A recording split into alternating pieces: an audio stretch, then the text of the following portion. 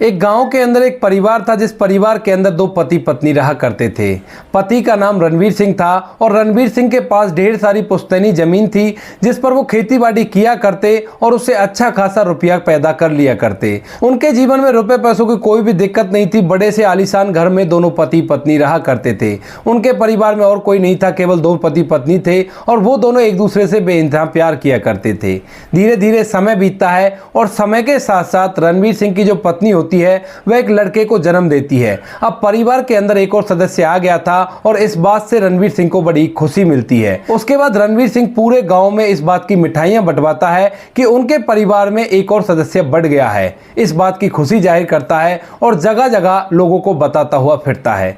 धीरे धीरे समय बीतता है। समय के साथ साथ 2 साल का वह लड़का हो जाता है, लेकिन जैसे ही वो 2 साल का होता है तो उस टाइम पर उस लड़के की मां की अचानक से मौत हो जाती है किसी बीमारी के चलते। अब परिवार के अंदर केवल 2 सदस्य रह गए थे और इस बात का बहुत ही गहरा सदमा रणवीर सिंह जी को लगता है, लेकिन फिर भी वो अपने आप को संभालता है और अपने बच्चे का भरण पोषण करने की कोशिश करता है। वह अच्छी तरह से उसकी देखभाल किया करता और धीरे धीरे करके 2-3 महीने और बीत जाते हैं। लेकिन तभी उसके अड़ोस पड़ोस वाले उससे कहने लगते हैं कि ऐसे पूर्ति नहीं पड़ेगी, तुम्हें दूसरी शादी करनी होगी ताकि तुम्हारे बच्चे की अच्छी तरह से देखभाल हो सके। लेकिन रणवीर सिंह मना कर देता है, कहता है कि नहीं, ऐसा नहीं होगा।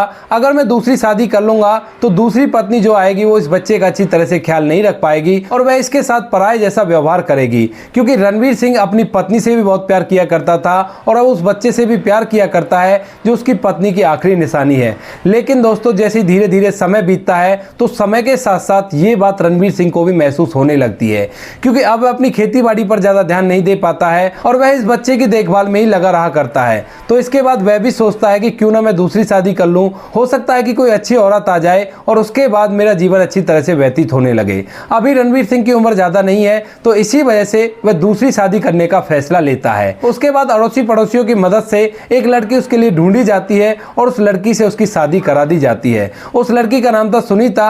अब सुनीता देखने में बड़ी खूबसूरत थी और अब जैसे ही रणवीर सिंह उसके साथ रहने लगता है तो धीरे धीरे अपनी पत्नी की खूबसूरती का दीवाना होने लगता है। उस लड़के का उसको जरा भी ख्याल नहीं रहता। इधर जो सुनीता थी वो 2-3 साल तक तो अच्छी तरह से उस बच्चे का ख्याल रखती है, लेकिन जैसे ही वो 5 साल का होता है तो सुनीता की मां सुनीता को भड़काने लगती है उस छोटे से बच्चे अजय के खिलाफ। वह कहती है कि तू इसको क्यों पाल रही है, इसको घर से भगा दे वरना ये तेरे बच्चों के हिस्से की जमीन भी ले लेगा। अब इस बात को सुनकर सुनीता को स्टार्टिंग में तो थोड़ी सी हैरानी होती है, लेकिन धीरे धीरे जब उसकी मां उसे समझाती है तो उसको भी इस बात की समझ आने लगती है। अब धीरे धीरे इसी तरह से कुछ समय और बीतता है और कुछ समय बाद जो सुनीता होती है वो अपने पति को उस लड़के के खिलाफ भड़काने लगती है।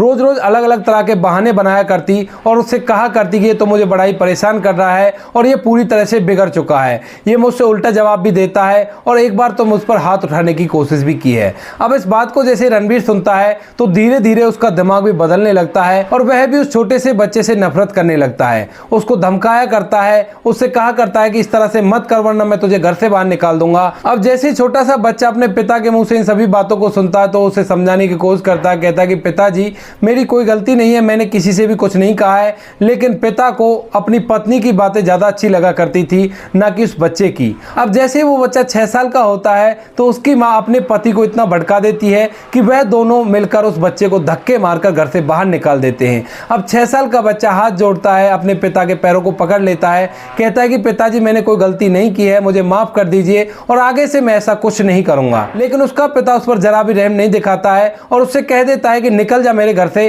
और आज के बाद मुझे अपनी शक्ल मत दिखाना। इसके बाद वह छोटा सा लड़का रोता हुआ अपनी माँ को याद करते हुए उस घर से बाहर निकल जाता है और ऐसे ही इधर उधर घूमने लगता है। घूमता घूमता वह एक बस स्टैंड पर आ जाता है और वहां पर मायूस सा एक पेड़ के नीचे बैठा हुआ था। बैठा बैठा वह सोच रहा था अपनी माँ के बारे में और इन्हीं सभी बातों को सोचकर उसकी आंखों से आंसू टपकने लगते हैं। तभी वहां उसी बस स्टैंड पर एक व्यक्ति आता है जो बस के अंदर बैठा हुआ था और बस के अंदर बैठा बैठा उस लड़के को देखता है।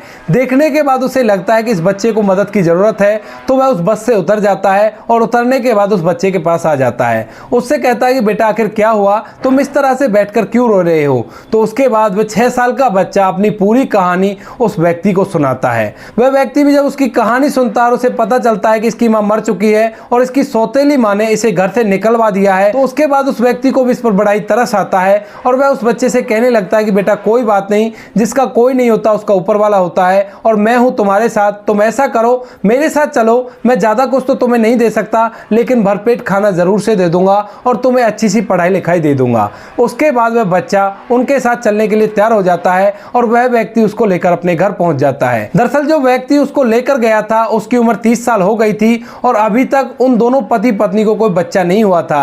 इसी वजह से वह इस बच्चे को देखकर भावुक सा हो गया था और इसे अपने साथ ले जाता है। इनके पास ज्यादा कुछ नहीं था, एक छोटा सा मकान था जिस मकान के अंदर ये रहा करते थे और मेहनत मजदूरी करके अपना पेट भरा करते थे। उसके बाद वह बच्चे को पालने लगते हैं और उसे पढ़ने लिखने के लिए अच्छे से स्कूल में भेज देते हैं। धीरे धीरे समय बीतता है, समय के साथ साथ उसके वो माता पिता मेहनत करते हैं और मेहनत करने के बाद उस बच्चे को पढ़ा लिखा कर काबिल इंसान बना देते हैं। पढ़ने लिखने के बाद वह लड़का जिसका नाम अजय था वह पुलिस में दरोगा बन गया था। अब दरोगा बनने के बाद उसे इस बात की बड़ी खुशी होती है और यह बात अपने उन माँ बाप को बताता है जो माँ बाप उसे अपने साथ रख रहे थे और उन लोगों ने अच्छी तरह से पाल पोस कर उसे बड़ा किया था।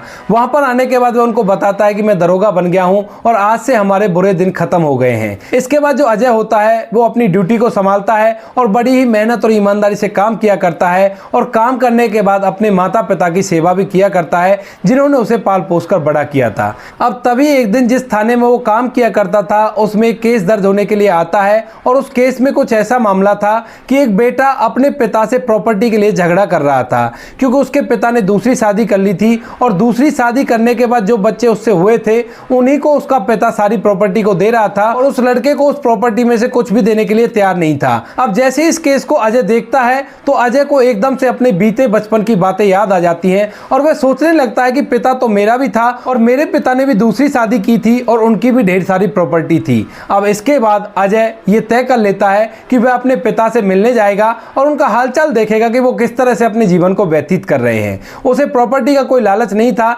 लेकिन वो देखना चाहता था कि मेरे जाने के बाद उनके बच्चे हुए हैं वो उनकी सेवा कर रहे हैं या नहीं कर रहे। इसी चीज को देखने के लिए वह वापस से अपने उस पुराने गांव में चला जाता है जहां पर उसका जन्म हुआ था और पहले कभी अपने माता पिता के साथ रहा करता था। अब जैसे ही दरोगा साहब अपने पुराने घर पे जाते हैं तो वहां जाने के बाद उसे बचपन की कई यादें याद आती हैं, लेकिन जैसे ही वो घर के सामने पहुंचते हैं तो देखते हैं कि उसके उस घर में जिसमें वो कभी अपने माता पिता के साथ हंसी खुशी रहा करता था उसमें ताला लगा हुआ है। इसके बाद दरोगा साहब अड़ोसी पड़ोसियों से पूछते हैं तो उसे पता चलता है जो रणवीर सिंह जी थे वो काफी दिनों पहले इस घर को बेचकर यहाँ से शहर में रहा करते हैं। तो जो दरोगा साहब है उनका एड्रेस ले लेते हैं और एड्रेस लेने के बाद वहां पर उनसे मिलने के लिए पहुंच जाते हैं। वहां जाने के बाद उस एड्रेस पर जब वो पहुंचते हैं तो उन्हें पता चलता है कि उसके माता पिता एक किराए के कमरे में रहा करते हैं और मेहनत मजदूरी करके अपना पालन पोषण कर रहे हैं। उनकी हालत काफी ज्यादा खराब है और इसी खराब हालियत के चलते वो अपनी जिंदगी को व्यतीत कर रहे हैं। उसके बाद जो दरोगा साहब अजय होते हैं वो उनके घर में पहुंच जाते हैं और वहां जाकर उनसे तहकीकात के नाम पे उनके बारे में पूछने लगते हैं।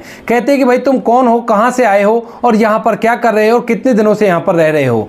अब इसके बाद जो रणवीर सिंह होते हैं वो जैसे देखते हैं कि सामने से दरोगा है और दरोगा कुछ तहकीकात करने के लिए आया है तो उसे साफ साफ सब कुछ बताने लगता है। वह कहता है कि साहब हम तो गांव के रहने वाले हैं, गांव में रहा करते थे लेकिन वहां से किसी कारण से हमें पलायन करना पड़ा और यहाँ पर आकर मेहनत मजदूरी करके अपना पेट भरा करते हैं। तो उसके बाद दरोगा साहब उससे पूछने लगते हैं कि गांव से आने का क्या कारण था और किस वजह से तुम यहाँ पर आए हो। तो उसके बाद जो रणवीर सिंह है अपनी पूरी कहानी उस दरोगा को सुनाने लगता है। वह कहता है कि हमारे पास अच्छी खासी जमीन जायदाद थी, ढेर सारे रुपए पैसे थे, कोई भी दिक्कत नहीं थी, अच्छी तरह से जीवन व्यतीत हो रहा था। मेरी पहले एक शादी हुई थी और उस पत्नी से मुझे एक बच्चा था। उसके बाद मेरी पत्नी की अकस्मात मृत्यु हो गई और उसके बाद मैंने दूसरी शादी कर ली। लेकिन दूसरी शादी करने के बाद जैसे ही वो लड़का 6 साल का हुआ था तो उसे हमने अपने घर से धक्का देकर निकाल दिया था। इसके बाद हमारी बर्बादी का सिलसिला स्टार्ट हो जाता है। हमारे बोए गए खेतों में पैदावार तो होती ही नहीं थी और ऊपर से हम दोनों को बीमारी ने भी घेर लिया था। मैं और मेरी पत्नी काफी ज्यादा बीमार रहने लगे थे और इसी बीमारी के चलते धीरे धीरे करके हमारी वो जमीन भी हमसे छिन गई जिस जमीन पर हम खेती बाड़ी किया करते थे और जिसकी वजह से हम शानो शौकत से अपनी जिंदगी बिताया करते थे। अब जिंदगी तो बच गई थी लेकिन हमारे पास कुछ भी नहीं रह गया था। अब इन मुसीबतों से फारिग होते हैं, उस घर के अंदर रहते हैं और सोचते हैं कि चलो यहीं पर मेहनत मजदूरी करके अपना जीवन व्यतीत करेंगे। लेकिन तभी हमें पता चलता है कि मेरी पत्नी कभी भी बच्चों को जन्म नहीं दे सकती। अब इसके बाद हम बड़े ही परेशान हो जाते हैं और अपने उसी बच्चे को ढूंढने की कोशिश करते हैं। पत्नी का इलाज साथ में उस बच्चे को ढूंढा करते और इसी वजह से हम लोग थोड़े से कर्जमान हो जाते हैं और कर्जमान होने के कारण हमें वो घर भी बेचना पड़ता है। और उसके बाद हम लोग यहाँ पर शहर में आ गए और यहाँ पर किराए के मकान में रहा करते हैं और मेहनत मजदूरी करके अपना पेट भरा करते हैं। अब जैसे इस पूरी कहानी को वह लड़का लड़का अजय सुनता है तो वो भी भावुक सा हो जाता है इस कहानी को सुनने के बाद, क्योंकि वो उसका असली पिता था और वह उससे कहीं ना कहीं थोड़ा बहुत प्यार किया करता था। इसके बाद उसकी आंखों में आंसू आ जाते हैं और वह अपने पिता से कहने लगता है कि कोई बात नहीं, तुम उस बच्चे को ढूंढने में इसलिए नाकामयाब हो पाए कि वो बच्चा इस शहर के अंदर रहा ही नहीं करता था, वो किसी दूसरे शहर में किसी दूसरे व्यक्ति के यहाँ रहा करता था और उसी बच्चे की वजह से हम तुम्हारे पास आए हैं। अब जैसे ही वो माता पिता इस बात को सुनते हैं कि इस व्यक्ति को उस बच्चे के बारे में पता है तो वो एकदम से उसके पैर पकड़ लेते हैं और गिड़गिड़ाने लगते हैं कि अगर आप हमारे बच्चे के बारे में जानते हो तो हमें बता दीजिए, हम उससे मिलना चाहते हैं। हमने बहुत बड़ी गलती की है जो उसे अपने घर से निकाल दिया था, हम अपनी गलती का पश्चाताप करना चाहते हैं और इसके लिए चाहे जो भी कीमत हमें चुकानी पड़े हम चुकाने के लिए तैयार हैं। अब इसके बाद जो दरोगा होता है वह उनसे कहता है कि ठीक है, इस बात के बारे में मैं तुम्हें कल बताऊंगा। ऐसा कहकर दरोगा साहब वहां से वापस आ जाते हैं और वापस से अपने उन माता पिता के पास जाते हैं जिन माता पिता ने उसे मेहनत मजदूरी करके पाल पोस कर बड़ा किया था और इस काबिल बनाया था। वहां पर जाने के बाद पूरी कहानी अपने उन माता पिता को बताते हैं और कहते हैं कि आज वो लोग बड़ी बुरी कंडीशन में है और उनकी हालत काफी ज्यादा खराब है। अब इसके बाद उसके जो माता पिता थे वो उससे कहते हैं कि बेटा कोई बात नहीं, अगर उनसे गलती हो गई तो तुम उन्हें माफ कर दो और उन्हें दोबारा से अपना लो, उनकी अच्छे से देखभाल करो, आखिर वो भी तुम्हारे माता पिता ही हैं। इसके बाद अजय पहले तो मना करता अपने माता पिता से, लेकिन फिर उसके बाद वो माता पिता उससे कहते हैं कि बेटा जितना उन्हें सजा मिलनी थी भगवान उन्हें दे चुका है, अब तुम उन्हें ज्यादा परेशान मत करो, अब उन्हें अपना लो और अपने साथ ले आओ, अच्छी तरह से उनकी देखभाल करो।